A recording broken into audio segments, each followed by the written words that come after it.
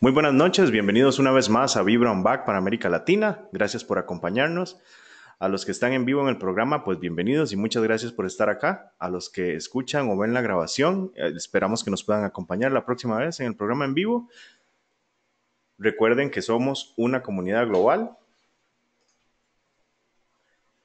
Somos todos entusiastas de la tecnología en virtualización. Recuerden que el programa se encuentra para América Latina los jueves, a Estados Unidos los miércoles, en Europa está para cada martes y en Asia Pacífico para cada jueves. Me falta agregar acá que ya tenemos un capítulo en portugués en Brasil. Luego estaremos incluyendo el horario, se da los lunes. Nos pueden encontrar en vibroonback.com. Nos pueden seguir en Twitter como VibroonBackLatam. Ahí pueden usar el hashtag BigBrownBack o el VibroonBackLatam. Y todos los videos de los programas anteriores se encuentran en YouTube, en el canal Vibra on Back Latam. Ahí nos pueden buscar. Recuerden que también tenemos página en Facebook, ahí nos pueden buscar y pueden también contactarnos vía Slack en la dirección vibraonbacklatam.slack.com.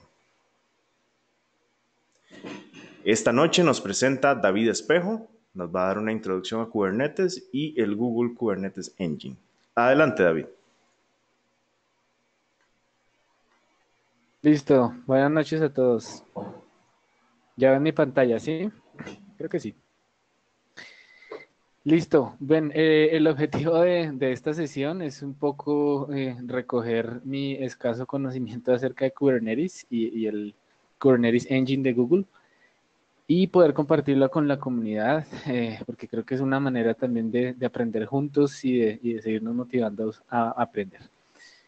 Va a ser una sesión en parte, digamos, contando la historia un poco de Kubernetes y en parte práctico.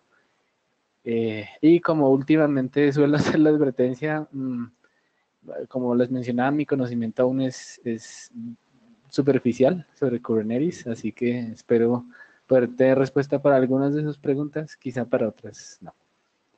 Y si no les ¿Listo? mentimos en las otras. Sí, no, y si no lo refiero a Google por el Claro, buscador. y también si tenemos a alguien de la audiencia que quiera hacer algún comentario o alguna pregunta, nada más me levantan la mano, ahí les abrimos el micrófono. Por el momento ustedes tienen control del micrófono, así que es nada más avisar cuando quieren hacer la pregunta. Adelante, David. Gracias. Eso es.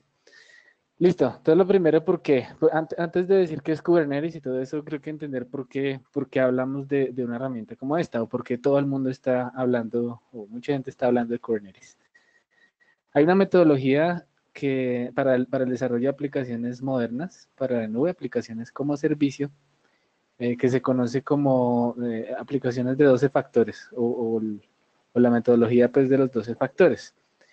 Eso lo pueden encontrar pues, fácilmente en Google, 12factor.net. Ahí está explicado, digamos, es como un manifiesto que escribió gente con mucha experiencia en este tema de los 12 factores que debería tener una aplicación para la nube.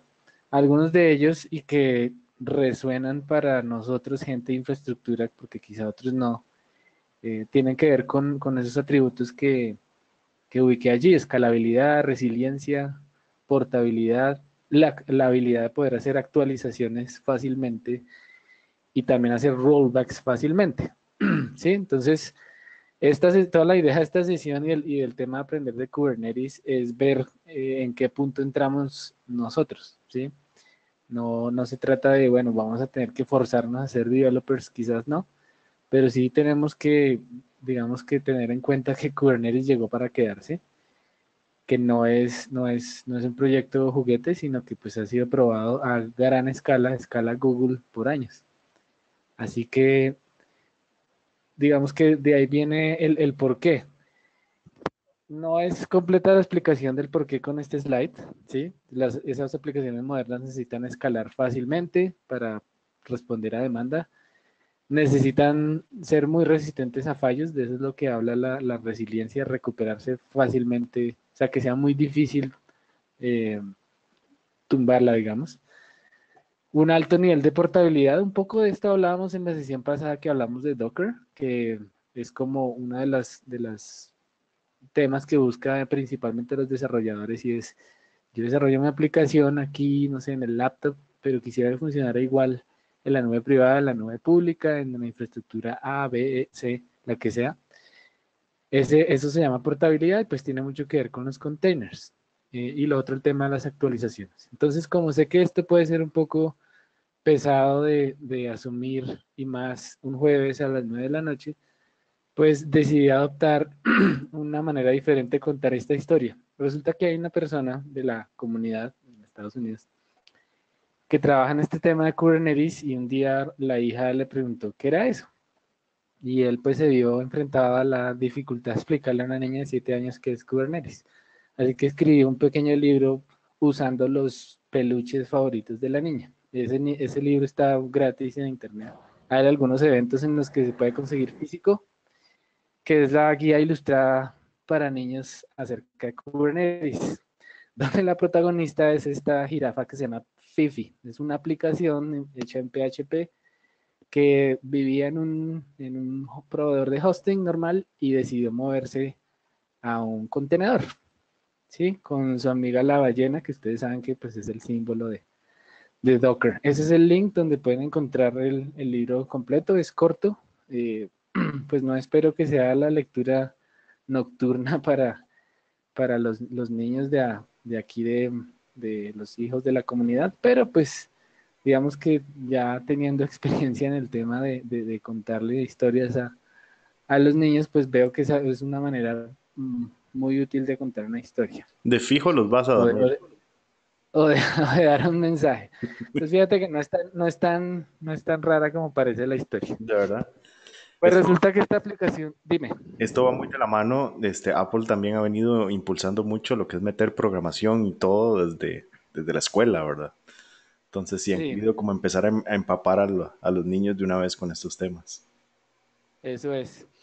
Entonces, pues digamos, esta aplicación Fifi se movió a un container, todo estaba muy bien, pero pues de alguna manera ella sentía que era como tener su cuarto, pero en el medio del mar, ¿sí? Estaba ahí aislada. A medida que yo voy creciendo en número de containers, y como vieron, como hemos podido ver la vez pasada, quizá en la sesión y seguramente de su experiencia, pues levantar un container es muy rápido. Así que es muy fácil escalar, ¿sí? Pero entre más aumenta el número o la escala de los containers, pues entramos a unos desafíos diferentes. Algo así como lo que sucede cuando, si yo tengo un host con 2 máquinas virtuales, pues digamos que de alguna manera lo tengo controlado. Si tengo 64 hosts distribuidos en 3 sitios con 1200 máquinas virtuales, bueno, ahí tengo otros desafíos diferentes. Entonces, hay desafíos, y estos son los desafíos que ve Linux Foundation acerca de los contenedores, desafíos de administración, el networking es complejo, el networking de los containers, de hecho, todavía no es un tema resuelto.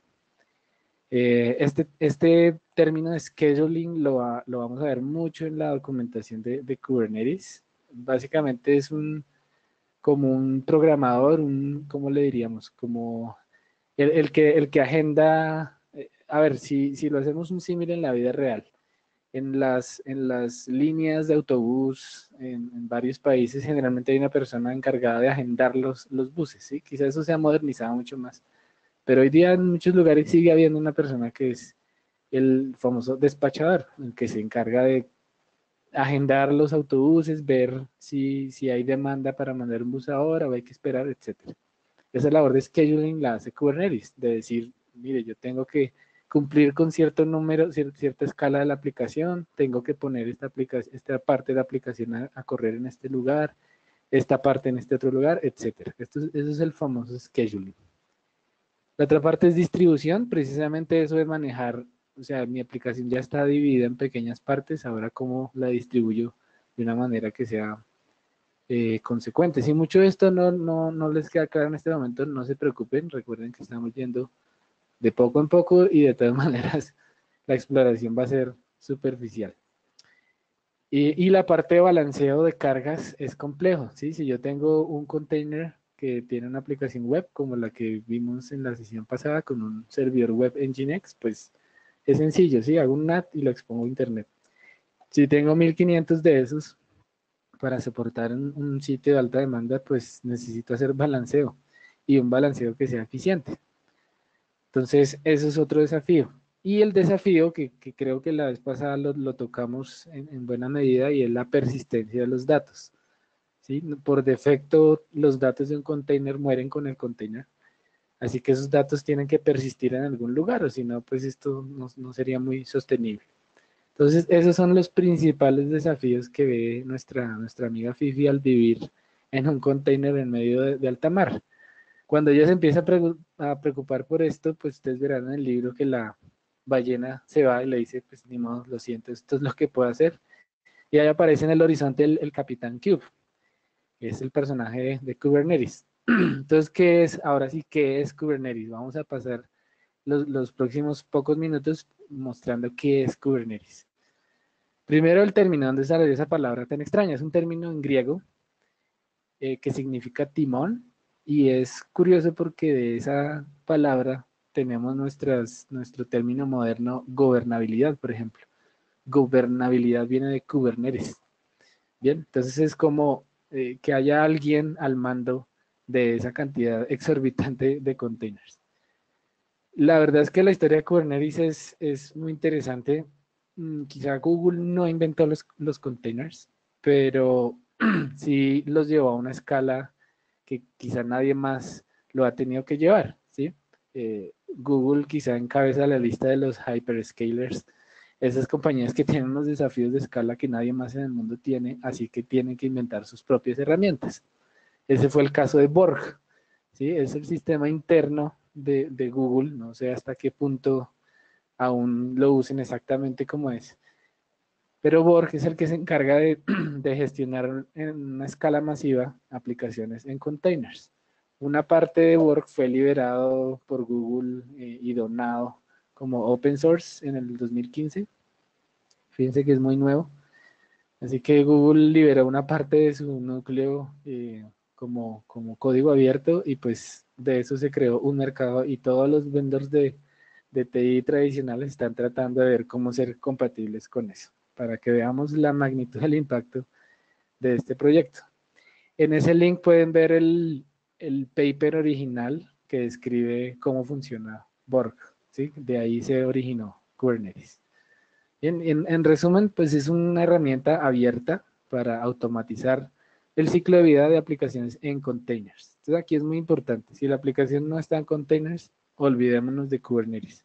¿Sí? No hay conector para aplicaciones legacy, no hay ese tipo de cosas. No, la aplicación debe estar en containers para que hablemos de Kubernetes. Bien, tanto el despliegue, escalamiento, administración, todo el ciclo de vida.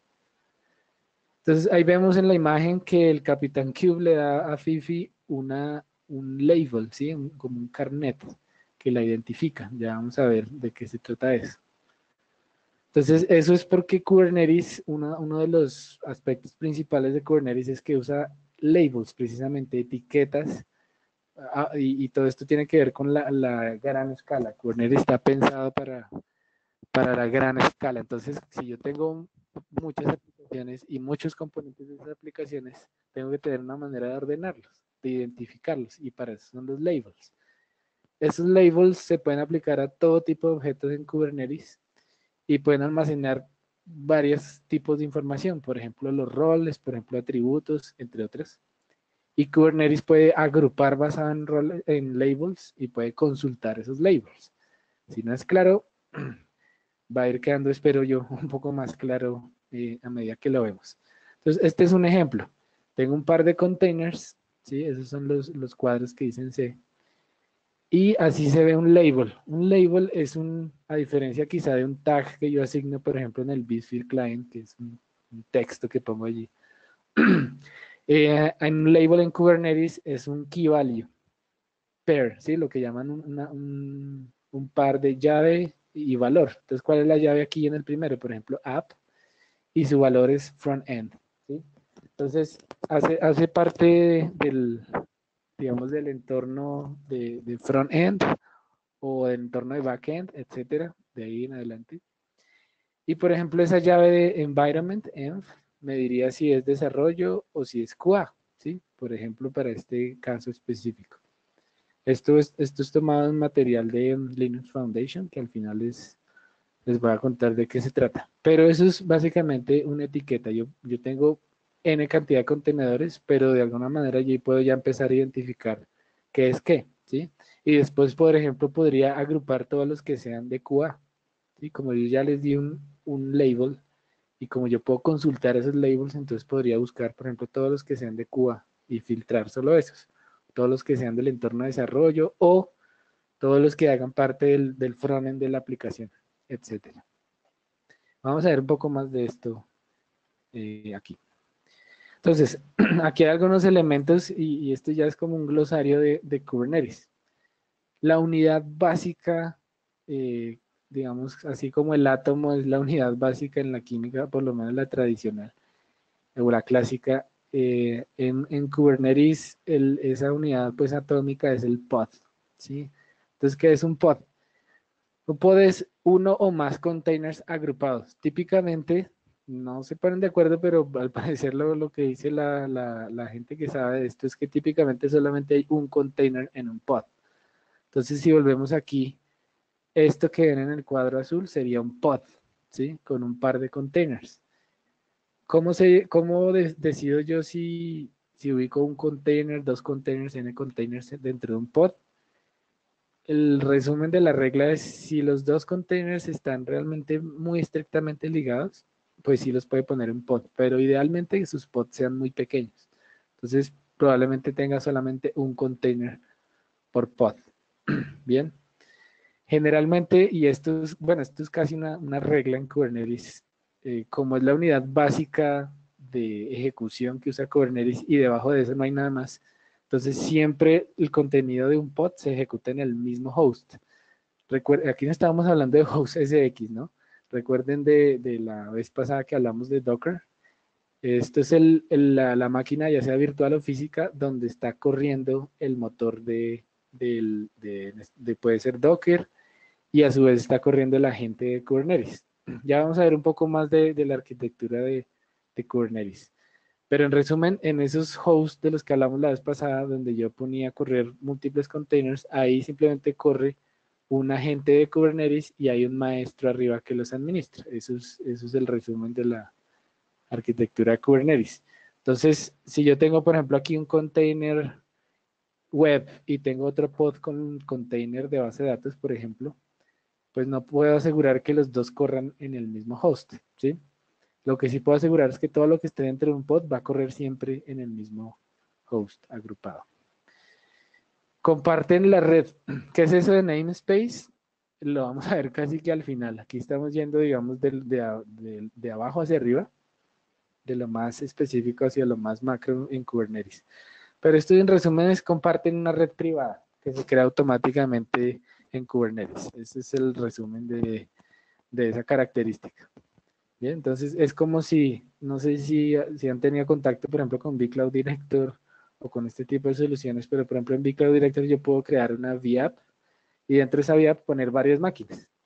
Y puedo dentro de esa VApp tener una red de VApp que las comunica entre sí. Eso es prácticamente lo mismo aquí. El namespace de red es esa red interna entre la VApp, que en este caso pues es un pod. Y también comparten los volúmenes, ¿sí? También me refiero a la anterior sesión que tuvimos con Docker. Vimos que la manera de resolver el tema de la persistencia de los datos era montar volúmenes de una fuente externa. Igual aquí lo vamos a tocar un poco más. Pero todo lo que esté dentro del pod tiene acceso al mismo almacenamiento compartido. ¿Listo? Si tienen alguna pregunta, con mucho gusto. Listo, entonces esto es como lo más importante, la idea que nos debemos llevar del pod esta noche. El pod es una instancia de la aplicación, ¿sí? Si yo miro dentro de un pod, puedo ver que ahí está la aplicación. ¿Voy a correr múltiples pods? Sí, claro, porque pues seguramente voy a querer que mi aplicación escale para alcanzar mayor cantidad de usuarios.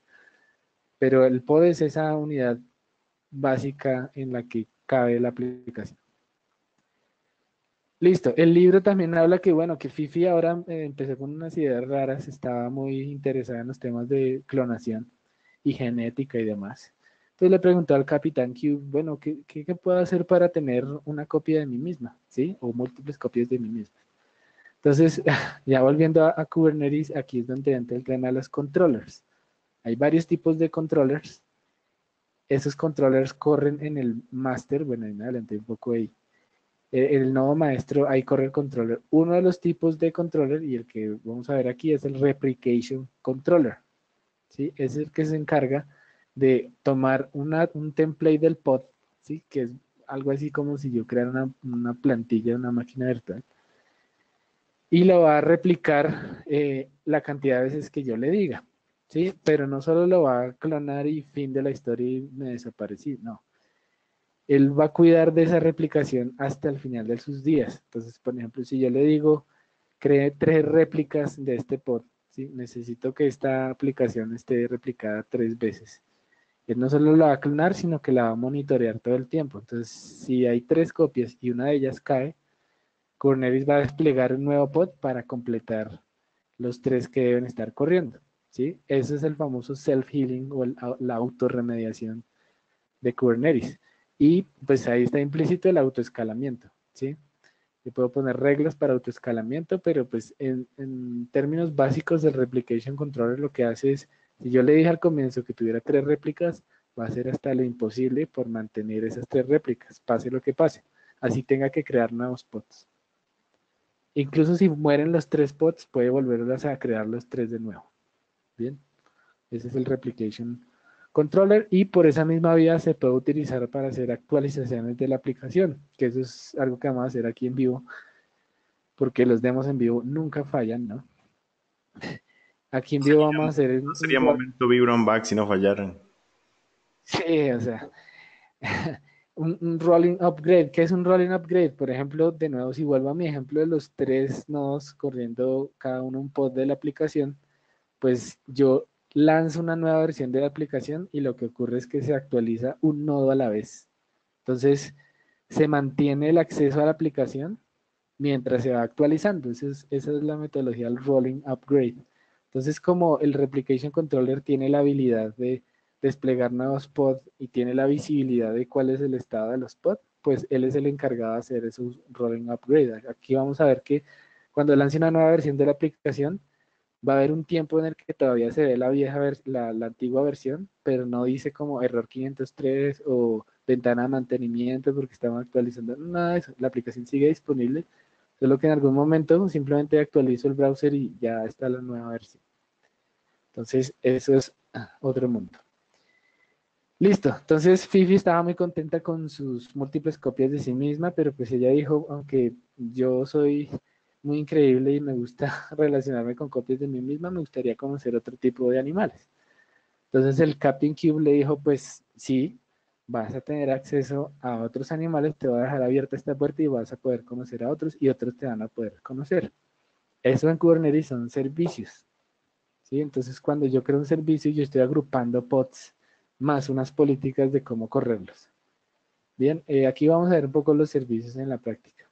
Son persistentes, ¿sí? Es decir, los servicios viven más allá de los pods. Es decir, como les decía, si los tres pods de mi ejemplo caen, Kubernetes va a volver, o el Replication Controller va a volver a desplegarlos y va a volver a mantenerlos ahí porque hay un servicio establecido.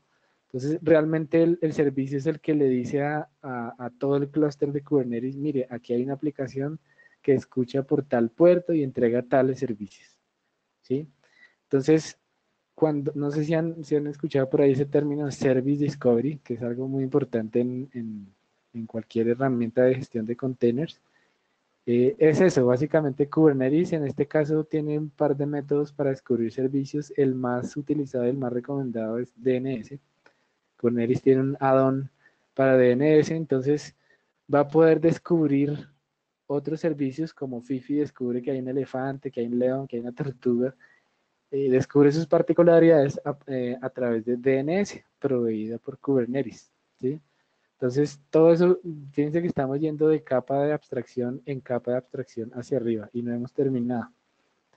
Entonces, y también son esos servicios los que proveen el balanceo de cargas. Yo lo que balanceo es un servicio, algo así como una virtual IP en un balanceador. Eso es lo que balanceo y ahí abajo están mis pods, todo lo que entrega la aplicación como tal. Listo, entonces un poco más en servicios porque yo sabía que con los meros animalitos no iba a quedar del todo claro. Entonces, así se vería un poco más ya en la práctica con nuestra aplicación de ejemplo. Entonces, fíjense entonces en estos, creo que este tiene un selector, estoy usando Google Slides y no es como, no es como PowerPoint para nada. Entonces, fíjense aquí, esto que ven aquí se llama un selector. En Kubernetes hay varios tipos de selectores. Bueno, son como 2 o 3. Este es uno de los más utilizados. Este es un selector de igualdad, perdón. Igualdad, equality. Entonces, aquí es donde yo le digo, mire, búsqueme por favor, seleccióneme todos los pod que tengan en la llave app el valor front-end, ¿sí? Entonces, de nuestro ejemplo, pues salieron estos tres. Estos tres hacen parte del front-end de la aplicación. Entonces, estos hacen parte de un servicio. Kubernetes, bueno, Kubernetes me pregunta qué nombre le va a dar al servicio. Yo le asigno un nombre y él mismo le crea una virtual IP y de hecho le va a crear una entrada DNS. Entonces, de ahí en adelante, esa es la manera en la que se van a comunicar entre sí los diferentes servicios dentro del clúster, hablándole directamente al nombre del servicio. No se van a poner a especificar cuántos containers hay en el pod, ni siquiera los pods, simplemente yo le estoy pidiendo que me entregue el frontend. Que se cayó un pod o que se cayó un container, todo eso lo va a mantener arriba el replication controller, ¿sí? Y aquí tengo otro selector que me dice tráigame los pods que tengan en la llave app el valor DB, que es en este caso es solo uno. Le asigno un nombre, le crea la entrada DNS y él le asigna una virtual IP. Bien, entonces pues ya habíamos hablado un poco de esto. Esto es importante aquí. En el balanceo de cargas hay varios tipos de maneras de hacer el Service Discovery. La más recomendable, como les decía, es con balanceo de cargas, con DNS, y que pueda haber un balanceo en esta virtual IP, ¿sí? Porque, pues, bueno, esta es más clara. La virtual IP de este servicio, a eso es a lo que le apuntan los demás servicios y le trae lo que le provean los pods. Pero para que eso funcione, la infraestructura que está abajo de Kubernetes debe proveer balanceo automáticamente, ¿sí? No es cualquiera por allí, tiene que proveerlo automáticamente. Pues la documentación obviamente hace referencia a la nube pública. Sé que no es la única manera de proveer balanceo automático, pero y supongo que, por ejemplo, VMware PKS hace lo suyo con NSXT para proveer ese tipo de servicio. Pero pues en este caso estamos hablando más del tipo de implementación de Kubernetes en la nube pública. Entonces Google Cloud Platform tiene el servicio de balanceo automático para Kubernetes, obviamente tiene un costo por uso. Lo mismo pasa con Amazon Elastic Kubernetes Service, que es un servicio relativamente nuevo de Amazon AWS. Tiene también el balanceo para ello. Lo que dice la documentación es que la infraestructura donde yo ubique Kubernetes y que pretenda dar balanceo debe estar certificada por Kubernetes para eso. Entonces, eso ya saca del camino a muchos, pero pues deja a varios otros que tienen ese tipo de acreditación, no solamente la nube pública. Bien, listo. Entonces todo iba muy bien, y uno de esos amigos que conoció en el barco le regaló a Fifi, le dio un regalo y ella se puso muy triste porque no tenía dónde guardarlo. Entonces, para tener dónde guardar, dónde persistir datos, los containers en Kubernetes necesitan volúmenes o en cualquier otro tipo de herramienta de gestión de containers. Entonces los volúmenes se vinculan al pod directamente, ¿sí? Entonces si por ejemplo yo tengo mi almacenamiento de la marca X que tenga el plugin para Kubernetes, yo eso lo consumo desde un pod, porque recuerden que el pod agrupa uno o más containers que compongan la aplicación y desde el pod es que yo conecto el volumen o los volúmenes. Si se elimina el pod, se elimina el volumen. ¿Sí? Importante eso, vive tanto como viva el pod. Entonces, se pueden hacer varios tipos de volúmenes para conectar. Volumen tipo host es que yo le presente particiones o discos que vea directamente el sistema operativo donde yo esté corriendo el agente de Kubernetes, ¿sí? Recuerden que ahí puede ser un servidor físico, puede ser una máquina virtual, y yo puedo consumir directamente lo que esté en ese sistema operativo host. También por NFS, iSCSI, Elastic Block Storage de Amazon, discos persistentes de Google Compute Engine, este que es muy utilizado, que es un volumen de tipo secret. Cuando yo paso información entre pods, por defecto no está asegurada, ¿sí? No tiene encripción. Entonces, si yo necesito pasar información, digamos, confidencial entre pods, yo crearía un volumen de tipo secret, que está cifrado. Y hay otros tipos de volúmenes, pero estos son quizá los más comunes. Lo interesante es que como hay diferentes tipos de volúmenes, la idea es facilitarle al usuario o al desarrollador la tarea. Entonces, el desarrollador no va a tener que saber qué NFS, que etcétera. Él va a pedir unas calidades del almacenamiento o unos niveles de disponibilidad, unos niveles de servicio, y eso se va a ver respondido por algo que se llama Persistent Volume Claims.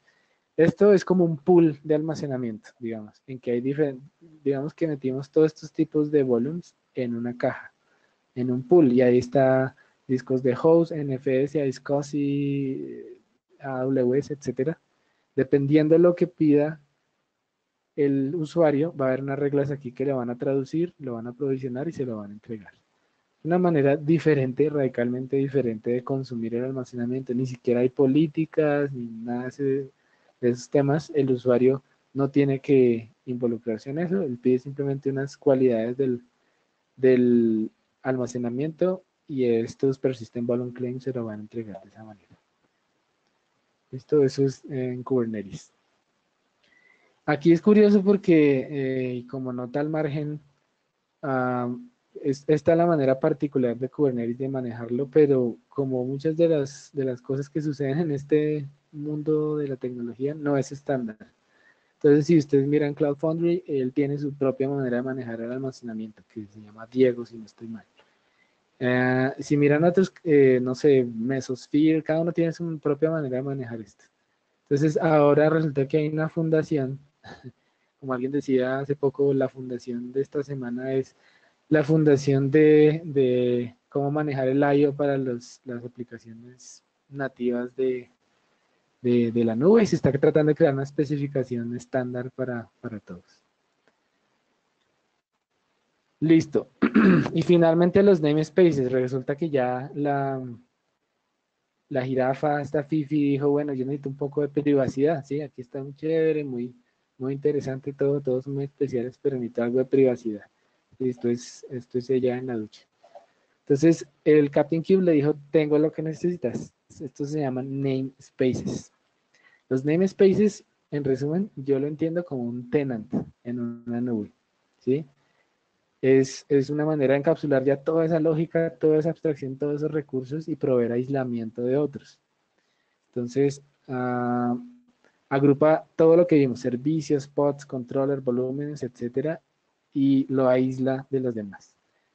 Bien, el libro termina ahí, termina que ya Fifi, pues ya con todo esto vive feliz para siempre con Kubernetes. Bien, entonces ese es el recorrido de la primera media hora de esta sesión, porque realmente quiero esta vez terminar a tiempo. Pueden hacer sus preguntas, puedo quedarme aquí lo que necesiten, pero tratar de cumplirles el horario inicialmente. Entonces, ¿cómo lo ven hasta ahí? ¿Preguntas? ¿Dudas? Para pasar ¿Alguien al con lab. alguien con una pregunta, comentario?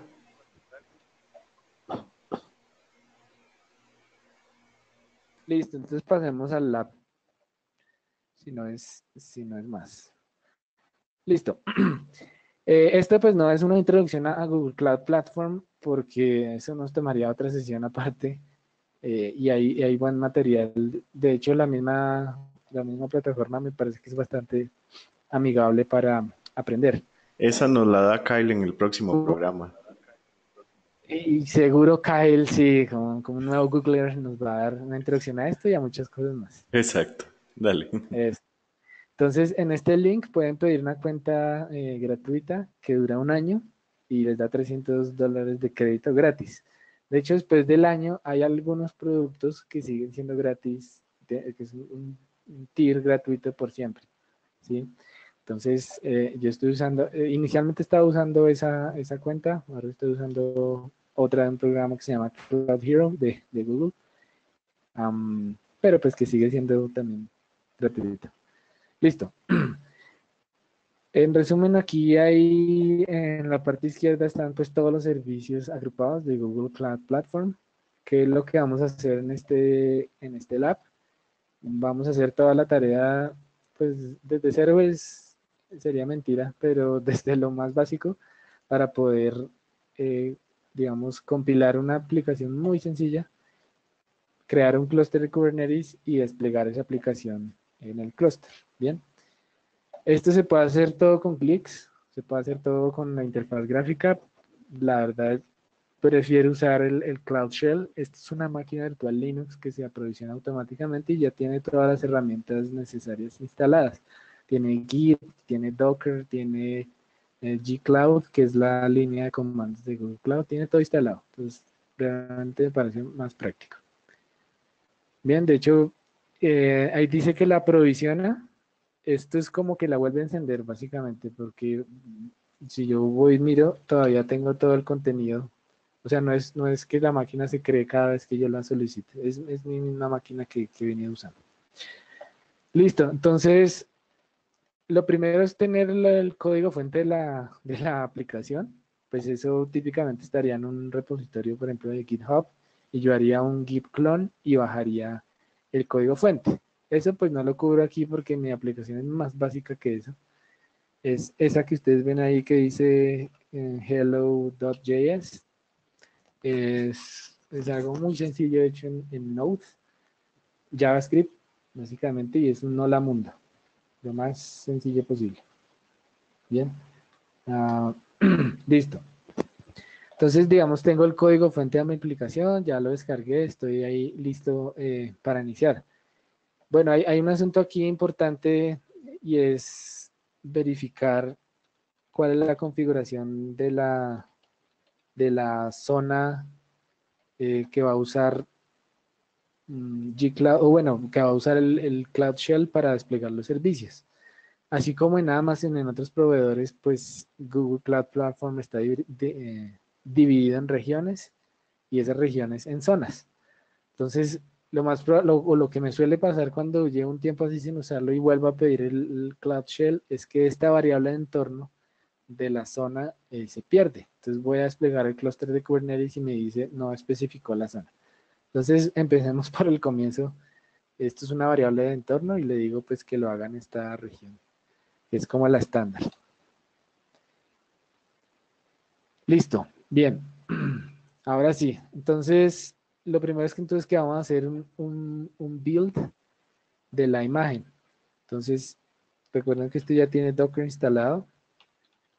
Si yo hago un Docker Images, no hay nada. Recuerden que una imagen es como una plantilla de una aplicación, ¿sí? Yo puedo haber descargado un código fuente, pero eso no, para Docker no es nada. Yo tengo que crear a partir de eso una imagen, ¿bien? Entonces voy a decirle Docker build. Bueno, creo que aquí lo tenía. Sí, voy a hacer trampa con el control R para no tener que escribir todo esto. Entonces, el Docker, bueno, build es efectivamente tomo el código y a partir de eso construyo una imagen. El "-t es para darle una etiqueta. Esa etiqueta va aquí al final y va con el versionamiento. Entonces, en este caso, pues voy con la versión 1. ¿Y qué es toda esta ruta? Esta ruta, bueno, gcr.io siempre me lo va a pedir, en este caso, Google Cloud Platform. Esto es Container Registry. Estas son las siglas de Google Container Registry. Recuerden que en Docker o en general en containers, mi repositorio de plantillas o de imágenes se llama registry, ¿sí? Yo puedo tener registry en muchos lugares. Puedo usar el registry público de Docker, que es el famoso Docker Hub. Puedo tener un registry en mi infraestructura privada. O puedo usar en este caso el de la nube pública, en este caso particular de Google Cloud Platform, que se llama Google Container Registry, ¿sí? Si yo voy aquí usando la interfaz gráfica a Container Registry, ¿dónde está?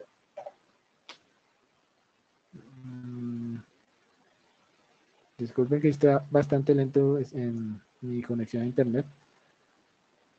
Créanme que ya le di clic varias veces. Ok. Aquí está. Entonces, en teoría, pues aquí, si mal no recuerdo, aquí no debería haber nada.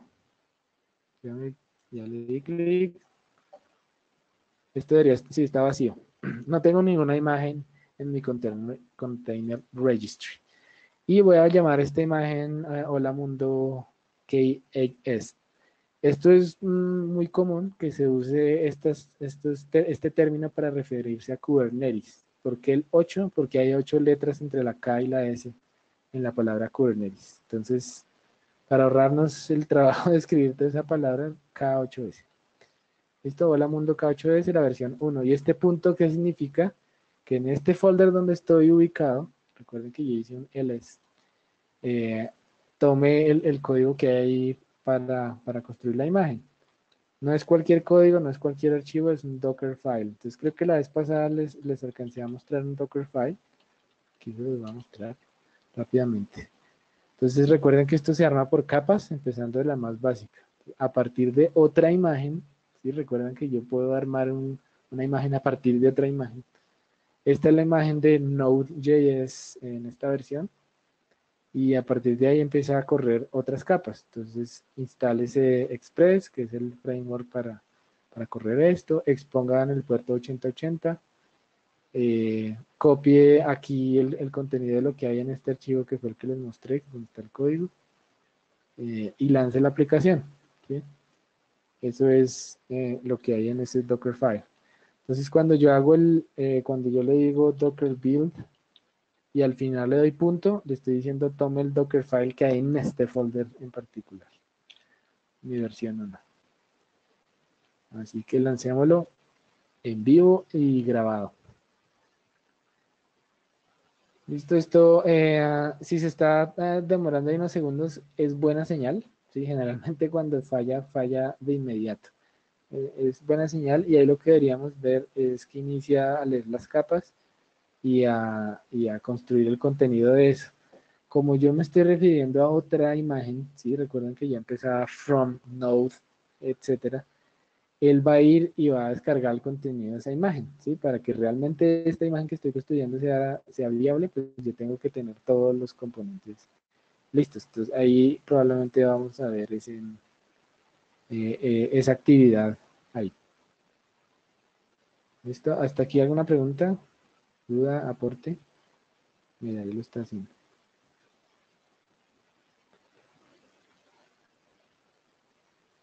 Listo, bien. ¿Qué más les puedo contar mientras esto anda? Bueno, les puedo ir adelantando un poco de recursos adicionales que he visto útiles para aprender este tema, mientras aquí el amigo sigue andando. Entonces, la documentación oficial de Kubernetes es buena, pero para desarrolladores me parece a mí. Es decir, yo fui allá con la esperanza de empezar de cero, y arranca pues con un tutorial pues práctico, pero pues no, yo no terminaba de entender qué es un master, qué es un worker, qué es nada de esto. Así que pues es recomendable, pero quizá no como el primer punto para tocar, ¿sí?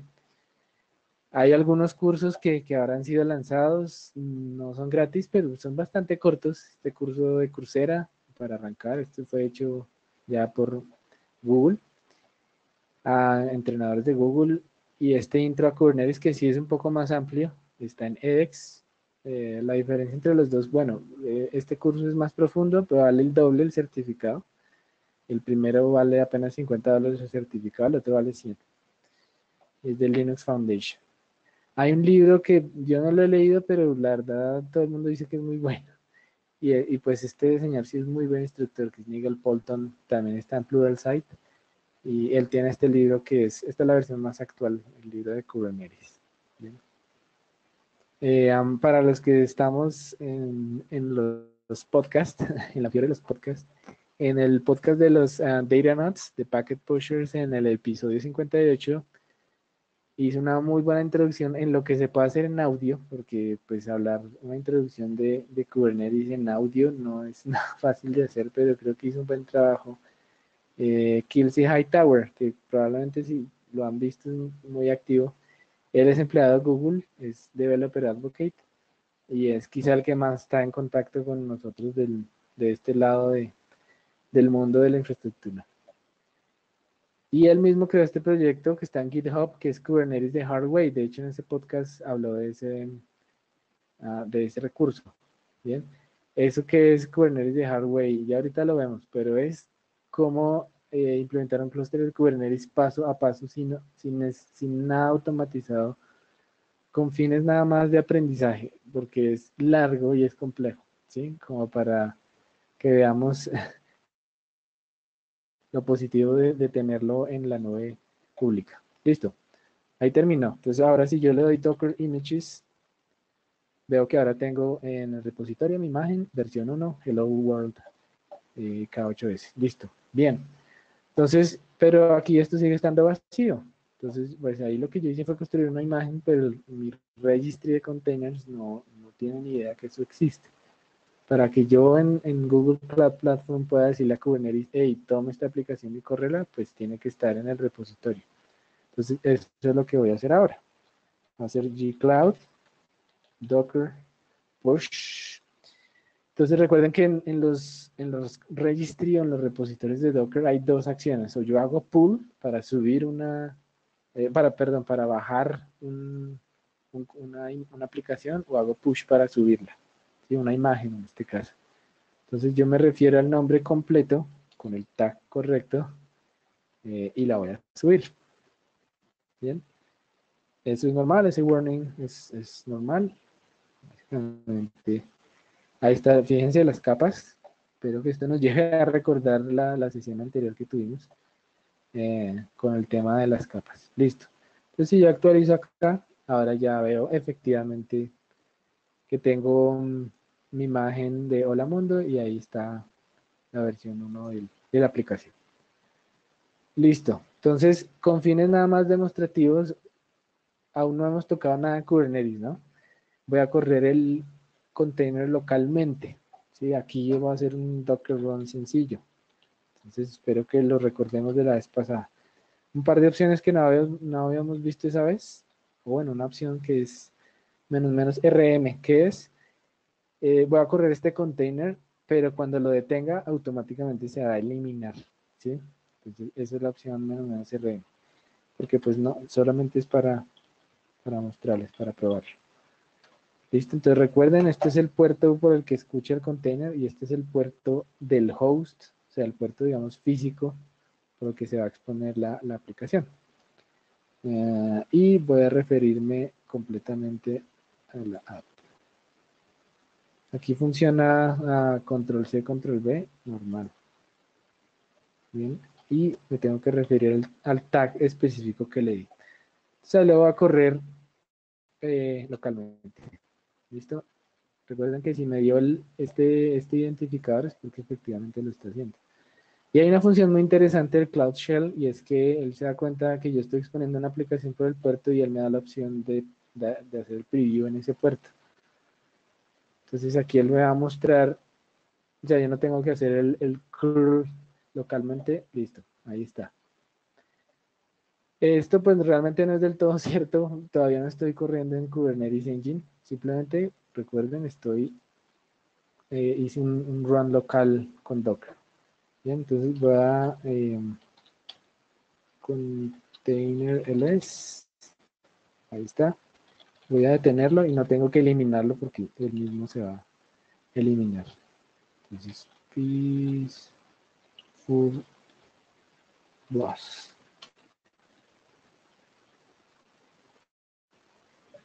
Listo. Entonces, ¿cuál va a ser el siguiente paso? Vamos a crear el clúster.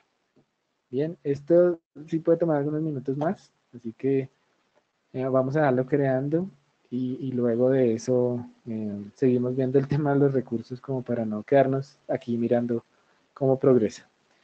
Entonces, ¿cómo crear un clúster de Kubernetes? Súper sencillo.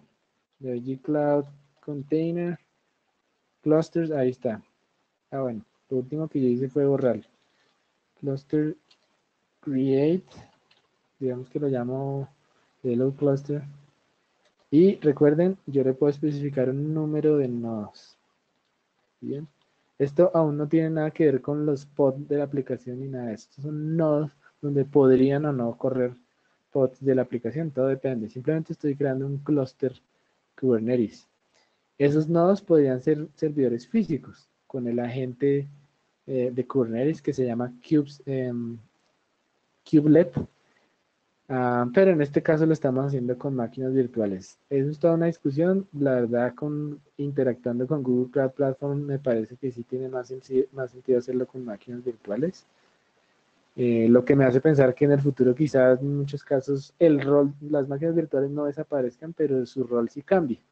Ya ahí no es donde va a correr el código ni nada, eso simplemente van a ser un host, un lugar donde van a correr lo realmente importante que son los agentes de Kubernetes. Algo así como el rol que cumplirían los hosts SX hoy día. Lo instalo una vez y en cierta medida me olvido de él. Y planeo para que fallen. Bien. Listo, entonces voy a crear un clúster con 3 nodos. Bueno, primero les voy a mostrar que en la parte de Kubernetes Engine, esto se pasó, no debería yo tener nada en este momento. ¿Sí? Si esto me responde rápido, eso, aquí está. Bueno, en mi caso particular, pues sí hay un par de clústeres que yo tengo ahí para aprendizaje, para este programa de Cloud Hero, pero este que voy a crear, pues no está. ¿Listo? Entonces, esos nodos son 3 y ahorita vamos a comprobar que efectivamente esos nodos son máquinas virtuales. Había por ahí la pregunta de cómo hace Google, dónde corre Kubernetes, lo hace en máquinas virtuales. ¿Listo? Y ahí arrancó. Entonces, mientras tanto, volvamos aquí al tema de los recursos. Entonces, les voy a mostrar aquí rápidamente este recurso.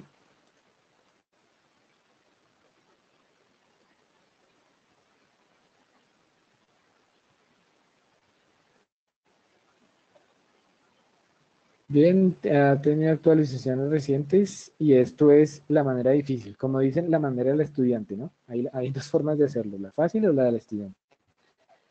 La del estudiante de hacerlo difícil. Entonces, el resultado final es que vamos a tener un clúster de Kubernetes en esta versión con estos componentes, que es Containerd. Realmente Docker no es un daemon para correr containers, ¿sí? Docker es el nombre del producto, pero realmente lo que corre tras bambalinas es Containerd. ¿Sí? Es un runtime de contenedores. Entonces, algo así como si no la diferencia entre vSphere y SXI, por decirlo así, Docker vendría a ser vSphere, ¿sí? No corre máquinas en vSphere exactamente, sino en SXI. Ustedes me entienden. Listo. Entonces, Networking XD, que es el repositorio donde quedan guardadas los metadatos. Entre ellos, por ejemplo, los labels que les hablaba.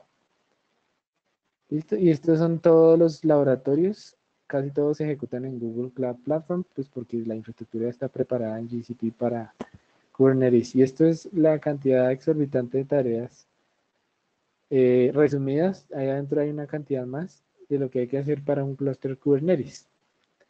¿Sí? Fíjense que lo del DNS no viene así de una vez, sino que es un add-on que se implementa aparte. Rutas, control plane, etcétera, etcétera, etcétera. Muy diferente a lanzar una línea y esperar a que se cree. Bien. Ese es Kubernetes de Hardware. Y por la vía, bueno, por una vía similar, viene este proyecto que es Minikube. Solía estar en GitHub, pero o hace tiempo cuando lo conocí estaba en GitHub, ahora está directamente en el sitio de Kubernetes. Esto en resumen, ¿qué es? La posibilidad de correr Kubernetes en su laptop. Entonces, eso mismo que yo hice ahí de pedir o de tener un clúster con tres nodos, serían tres máquinas virtuales dentro de su laptop o dentro de su, no sé, servidor, máquina de laboratorio casero.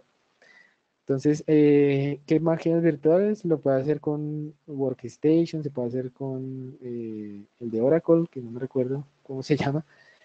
Am, pero varios otros software para hacer máquinas virtuales en laptops. eh, Minikube los puede utilizar, es correr Kubernetes localmente, ¿sí? Así que si tenemos los recursos para eso, efectivamente lo podemos hacer localmente, sin ir a la nube pública, sin nada más. Es el proyecto Minikube. De hecho, en este curso que les menciono de Linux Foundation, todos los ejemplos de los laboratorios son con Minikube. ¿Bien?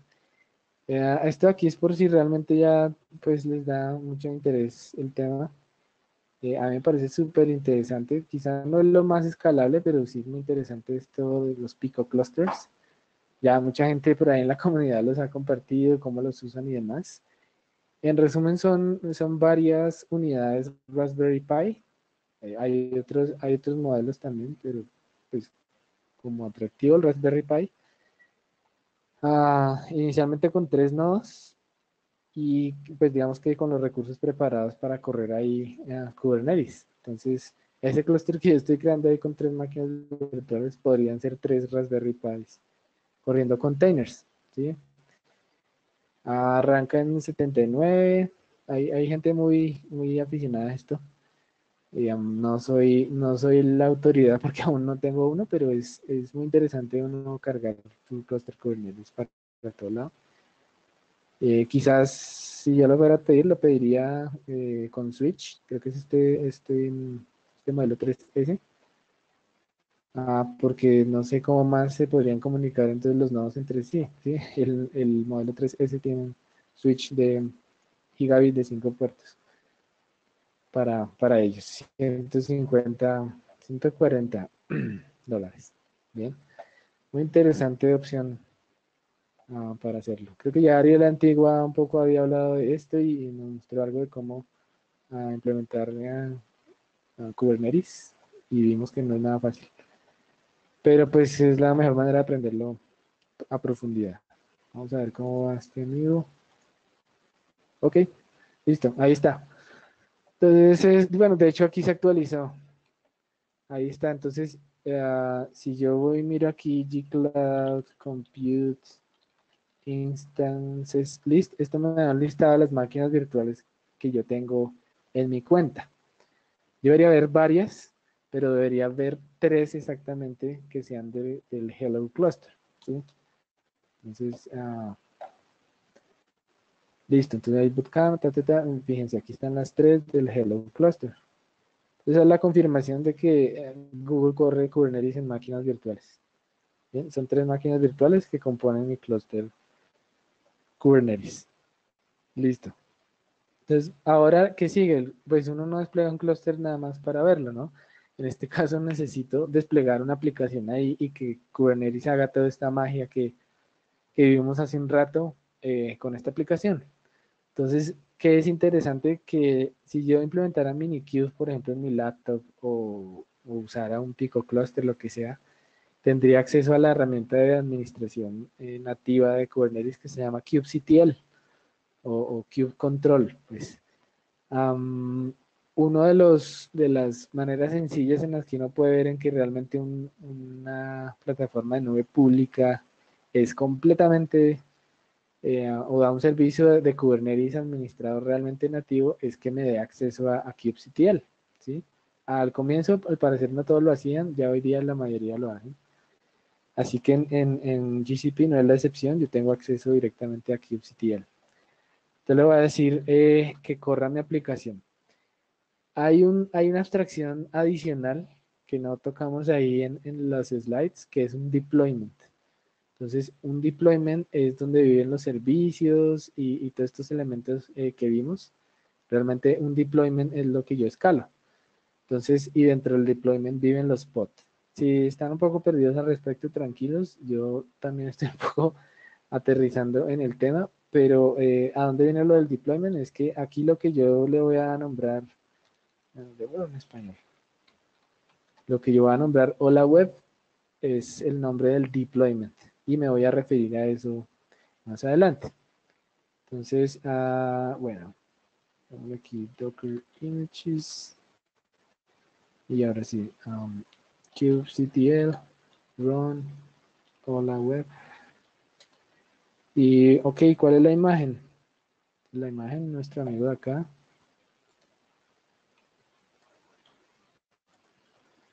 ¿Listo? Y le voy a decir, bueno, el tag, porque si no, me va a decir que no tengo el tag. Y el puerto por el que lo voy a correr en Kubernetes. Bien, eso crea el deployment. Y eso va a crear los pods y los va a agendar en los nodos. Aquí yo ya puedo darle un get pods. Listo. Entonces, fíjense, como yo dentro de, o sea, yo solamente tengo un container, pues solamente voy a ver un pod, ¿sí? Y esta es la unidad básica de la aplicación. En este momento se está creando el container y sigue creándose el container, ¿bien? Cuando queden status running, ya podremos ir al siguiente paso. Si ya tengo mi aplicación corriendo localmente en Kubernetes, pues ahí está running. Mi siguiente paso sería exponerla a internet. Entonces con eso yo hago un kubectl expose y me va a decir, y hay varios objetos que yo puedo exponer. En este caso voy a exponer todo el deployment. Oh, sorry. Deployment, hola web. Y hay diferentes maneras de exponerlo. Hay hacerlo como a través de un NAT o directamente a una red externa. En este caso lo voy a hacer con un balanceador. Puerto 80. Y este puerto 80 es el puerto, digamos, físico por el que va a escuchar en internet. Y el target port es en el que están escuchando los pods. Bien. Listo. Exposed. Sencillo. Más o menos. Recuerden los servicios. En servicios que yo, digamos, encapsulo lo que necesito, siempre va a haber un servicio creado por defecto que se llama Kubernetes. Y siempre ese servicio va a tener una IP asignada que es la IP del clúster. ¿Sí? Recuerden que yo le he asignado un nombre al servicio y él automáticamente le da una IP. Ahí ya lo hizo. Esa es la IP y el nombre DNS con el cual se identifica un servicio en todo el clúster de Kubernetes. Así que yo puedo hacer Service Discovery simplemente preguntándole a hola web. Esta external IP, cuando se asigne, esta es la que yo voy a poder ya consultar directamente en Internet, ¿sí? Al puerto 80. ¿De dónde salió ese puerto 30.585? Resulta que todo servicio en Kubernetes, automáticamente Kubernetes le asigna un puerto en ese rango, de 30.000 a 30.268, algo así. No es un rango que no tampoco es muy grande. Le va a asignar un puerto en ese rango. Eso se puede modificar, pero por defecto incluso el servicio va a tener un puerto como si fuera una máquina, mejor dicho. Listo, aquí está la IP. Entonces, ¿qué creen? Pues si ahora voy aquí con esta IP pública, de hecho ustedes pueden hacer la prueba en casa, les debería responder esto. ¿Sí? Hola mundo, ahora sí, desde Kubernetes Engine. ¿Listo? Entonces, ¿ahora qué voy a hacer? Voy a escalar la aplicación. Como les habla mucho de la escalabilidad y esto, recuerden que solamente si yo hoy día hago esto, kubectl, y quiero ver cómo está ese deployment o la web. Veo algo muy interesante. ¿Cuál es el estado actual? Solamente hay un pod, ¿sí? ¿Cuál es el estado deseado? Un pod. Realmente yo nunca le pedí réplicas. Está actualizado, está disponible, bien. Entonces, fíjense que él siempre mantiene un récord de cuál es lo deseado y cuál es lo actual. Y él corrige las desviaciones que haya. Por eso les decía que este es el Replication Controller actuando. Si aquí dijera Desired 3 y actualmente solo hay uno, pues él desplegaría dos pods adicionales para que decider y current sean iguales. ¿Listo? Entonces, eso lo vamos a ver aquí. Entonces, kubectl, scale, deployment, hola web, y le va a decir, hágame 3 réplicas. Entonces, ¿qué es eso? No es que ya hay una, no es que van a quedar 4 en total, no, van a ser 3 en total. Este es el número total. Es decir, debería crear 2 pods adicionales. ¿Listo? Y ya, entonces si yo le digo kubectl get pods, entonces me dice, ahora, ahora hay 3. Uno de esos ya estaba corriendo, los otros 2 están creando el container. Bien. Esa es la manera sencilla en la que yo escalo una aplicación en Kubernetes. Entonces, yo sé que en infraestructura hemos conocido varias maneras de hacer autoscaling. Ninguna es fácil, ninguna es sencilla, o por lo menos yo no he encontrado con ninguna que sea sencilla. Y esto pues es simplemente yo lanzando comanditos, ¿no? Realmente la gente que sabe esto simplemente pone reglas, pone políticas y esto ocurre automáticamente. Y listo, se escaló mi aplicación. Y por supuesto, pues sigue funcionando, ¿no? Esto no afecta en nada la disponibilidad. Y voy a hacer lo último que les comentaba, voy a desplegar una nueva versión de la aplicación. Entonces digamos que yo me puse creativo y modifiqué el código. Entonces voy a cambiar el texto aquí. Ya no dice hola mundo, sino hola Black. Listo. Listo, ese fue mi sofisticada cambios, ¿eh? Ahí pueden ver que realmente no saben desarrollar. Entonces, ¿qué es lo siguiente que yo hago? Pues voy a hacer un docker build. Docker build. Listo. La imagen es la misma. El docker file es el mismo, perdón. Pero ahora vamos a hacer una imagen con la versión 2. ¿Sí? Y él, pues, debe leer solamente, o sea, va a leer todas las capas. Va, digamos, a compilar solamente la que cambió. ¿Sí? Bueno, ahí se toman unos momentos mientras revisan. Continuamos aquí. Bueno, finalmente, si ya estamos realmente muy into Kubernetes, hay una certificación. Esta certificación me parece interesante porque por lo menos está un poco más claro para dónde va, ¿sí? Y es mantenida por una entidad de alguna manera independiente, no le pertenece a ningún fabricante. El currículo lo hizo Linux Foundation, juntamente con esta fundación, que es la Fundación Cloud Native Computing, y es este examen. El examen vale $300 online y incluye un voucher para reintentarlo, lo cual quiere decir que la mayoría se lo tira la primera vez. ¿Sí? Si trae una vez el reintento es porque no creo que sea tan sencillo pasar a la primera. Pero pues seguramente es muy escasa la cantidad de gente hoy día que tiene esto. Y una de las razones puede ser por esto, porque mide todo, ¿sí? Mide todo lo que se pueda saber acerca de Kubernetes probablemente, y quizá pues para el ojo no entrenado, como para nosotros o para mí en mi caso, pues todo esto me parece muy complejo, ¿sí? Si lo intentara hoy, con toda seguridad lo reprobaría ampliamente, pero pues el currículo es abierto, digamos que open source, se puede ver todo lo que, no lo que preguntan obviamente, pero pues todo lo que esperan en cada dominio es público, así que pues, se puede usar como una guía para estudiar. Sé de gente que utiliza estos dispositivos eh, como método para estudiar, ¿sí? Porque pues el tier gratuito de Google Cloud Platform está bien, pero pues como todo es por uso, ¿no? Así que si yo quiero pasar mucho tiempo estudiándole a esto, pues probablemente una, una herramienta como esta sirva, o simplemente si tengo recursos en mi equipo, pues lo hago con mi equipo. Entonces, esa es la certificación disponible. Ok, enviando esto. Aquí, después que haga esto, que creo que ya está a punto de terminarlo, ya debería ser sencillo Yo simplemente voy a hacer un push. Aquí en Container Registry yo debería haber en el mismo repositorio ahora una segunda versión. Pues en este momento no, pero cuando termine esto y haga el push, debería haber una segunda versión de la aplicación. Y haría un rolling upgrade.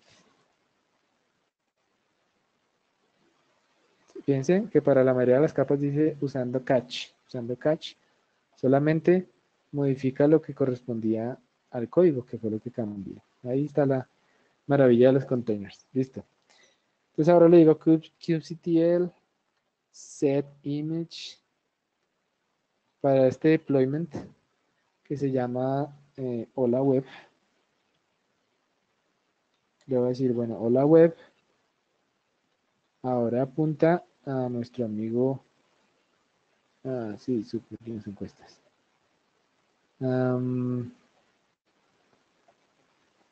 Este de acá. Y tener cuidado, pues obviamente que sea el tag de la versión 2. ¿Listo? Entonces, eso es básicamente. Entonces, lanzo esto y listo. Entonces, voy a mantener aquí actualizando. Gracias. Hola, en algún punto esto debería pasar. Recuerda que son 3 nodos. Él está haciendo una actualización por nodo mientras mantiene el balanceo.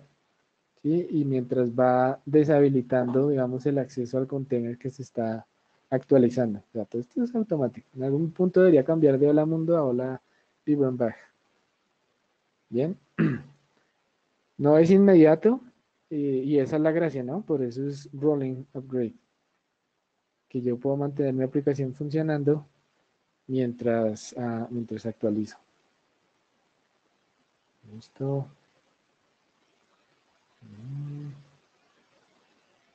Creo que no sea el catch de este navegador haciéndome el daño.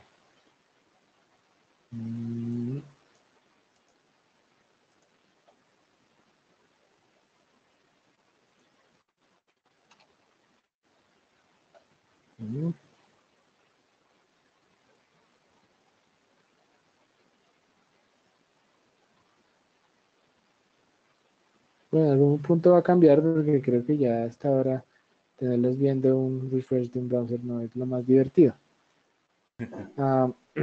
Pero en la imagen se va a actualizar en algún punto porque pues, yo hice un cambio en el... De hecho escribí mal Back, ¿no? Así que debería ser súper evidente que hay un cambio ahora. Pero bueno, en algún punto va a ocurrir. Entonces, preguntas al respecto, aportes.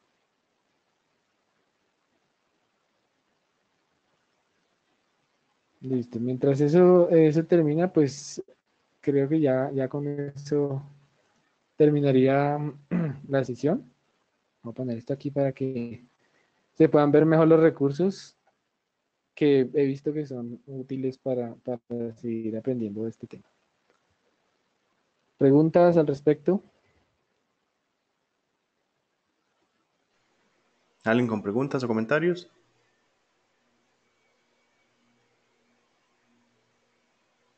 ¿O muy claro o los dormí?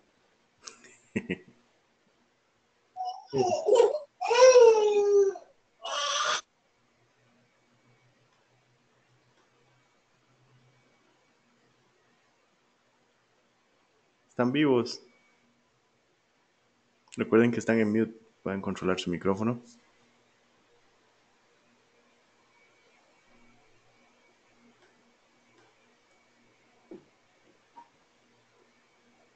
¿Estás haciendo el Cloud Hero? Sí, pues estuve en un evento de Google Cloud aquí local y ahí estuve en el Cloud Hero. Fue interesante, una buena introducción. Pues no solamente es de Kubernetes, tocan varios servicios de Google Cloud Platform, pero uno de esos fue Kubernetes. Sí. Fue interesante. Sí, no han hecho Sí. ese evento acá en Costa Rica, por cierto. Sí, creo que estuvieron en Argentina, en México, Vi que y en ahora en Chile Bogotá, también. Chile, sí, en Chile también.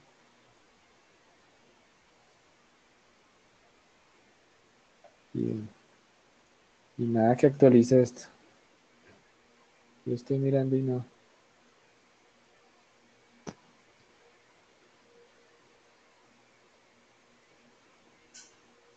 Pero desde un punto de vista positivo, todo lo demás te salió bien.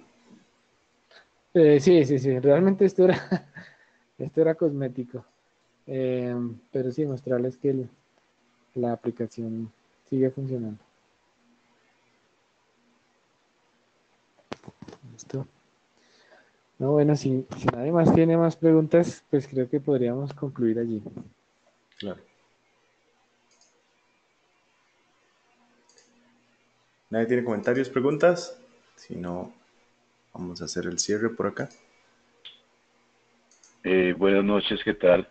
Mi nombre es Fabio Buccelli. Pues primero felicitar a David por los aportes. En mi caso, digamos, es un poco difícil tratar de relacionar este conocimiento. Vengo de la administración e implementación de la plataforma clásica de virtualización en VMware vSphere.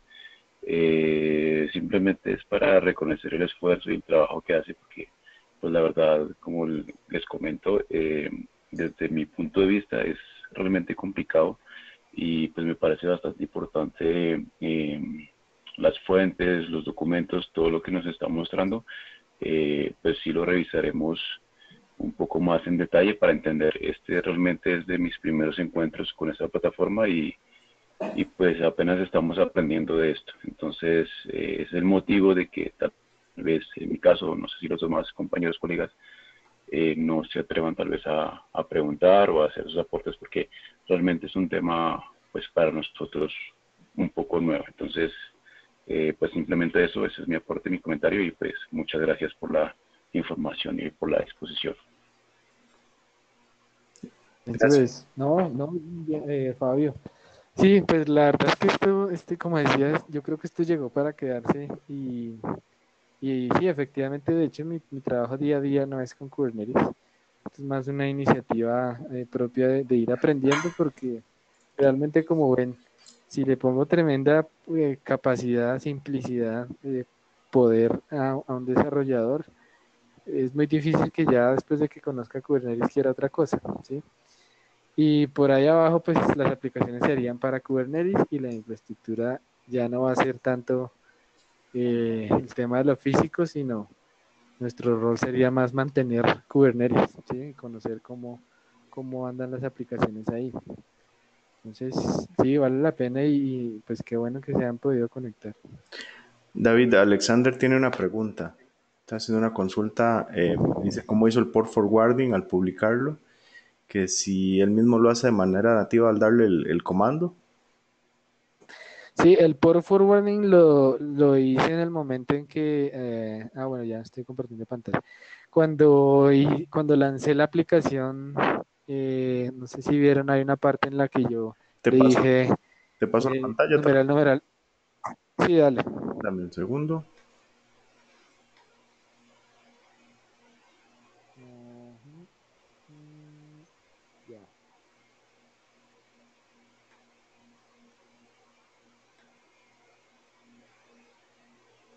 Listo. Cuando yo le dije a kubectl run, listo. Bueno, cuando yo lo expuse, supongo que se refiere al expose, kubectl expose. Entonces, hay una parte en la que yo le dije, mi puerto público en el que voy a escuchar es 80, pero el interno es 8080. Ahí hice el forwarding. Digamos que hice el port address translation ahí en un par de parámetros. ¿Sí? Entonces, ese fue el momento en el que lo expuse y traduje los puertos. Ahí Alexander estaba preguntando que si es algo como de que al correr el comando lo que se hace es una regla en IP tables. Exactamente, sí, eso es lo que hace Kubernetes. Kubernetes usa IP tables y es lo que crea es eso, efectivamente, una regla en IP tables.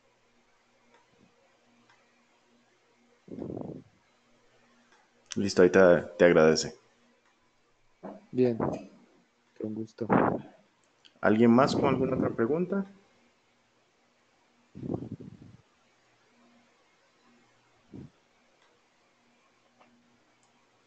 Si tienes algo más que agregar, si no, para dejar hasta acá la grabación. Eso es, no, creo que ahí estamos bien. Listo, te voy a robar aquí nada más para hacer la salida.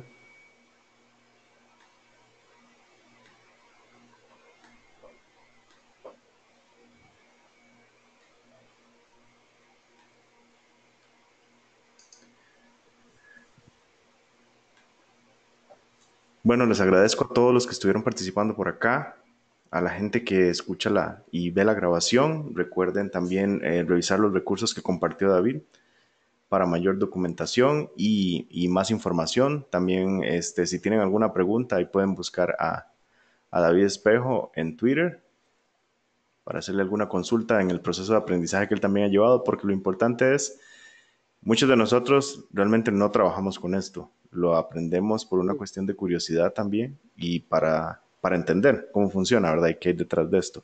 Entonces, muchos somos solo administradores de infraestructura, ya lo decía por ahí también Fabio. Entrar en este mundo, pues a veces parece como una caja de Pandora o algo en lo que nos vamos a meter. Y por eso es que es tan importante que la misma gente de la comunidad, los mismos que trabajamos en todas las áreas de infraestructura, podamos ver de alguien que ha estado empezando a navegar en esto, también como lo hizo Ariel Antigua en su momento. Y los invitamos, ¿por qué no?, a presentar. Si ustedes se animan a hacer su propio laboratorio, a hacer sus propias pruebas, pues son bienvenidos aquí en Beamback para presentar en el programa. Así que muchas gracias, muy buenas noches y nos vemos en el próximo programa.